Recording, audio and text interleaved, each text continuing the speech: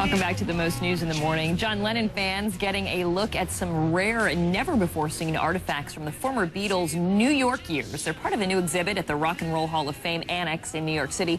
Lennon's widow, Yoko Ono, gave our Lola Ogunaki an exclusive tour. Come together right now. He purchased this at an Army surplus store in New York. Yeah. But it was one of his favorite pieces. Yeah, and he wore this when he first met my parents in Tokyo. He wore that to like, your parents? Like this rebellious attitude, you know. How did New York change him as a musician? He will tell you that he hasn't changed at all. He was like a New Yorker from the time that he was in Liverpool. These videos, they just must take you right back to that moment. Oh, I know. You know, there are a number of people who come in here and they just sit down and they're riveted. They can't take their eyes off the screen. He had many talents. He was a video maker, he was an artist, and he was a musician, and also he was a peacemaker, of course. This is obviously one of the most important pieces of this exhibit. Why did you decide to showcase this photo and the bag that his belongings were brought to you in? This came back from a coroner's office. They gave me this brown paper bag, and the brown paper bag just sat on my lap. And I just felt like it's very strange that this guy who was like the king of the world, you know, just turned into a brown paper bag.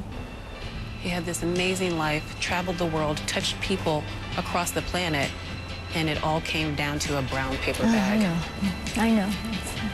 We're playing those mind games together. So he would wake up in the middle of the night and just start playing. How did you deal with that when you were sleeping?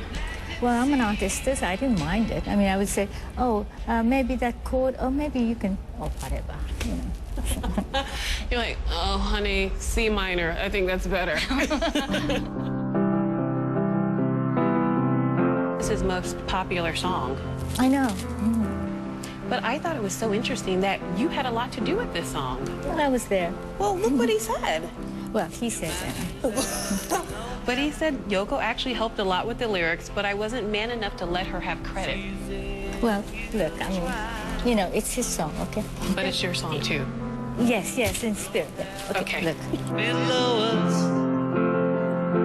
You know, one of the interesting things is all these years she's still so involved and passionate about keeping his memory alive. She is. There was one moment where she turned to a video of him and she said, oh, hi, John. Look at John smiling. And it was so adorable. She was, I mean, their love still lives after all of these decades, and the passion for him still lives. People were crying. People were singing along with the videos. Oh, yeah. People were so passionate about this man. And there was a board where you could write a message, and a number of people were writing Imagine Peace, gun control, you know.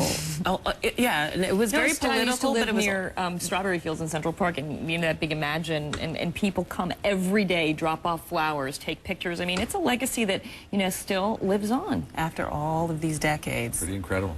Great piece, Lola. Thanks. Thank you.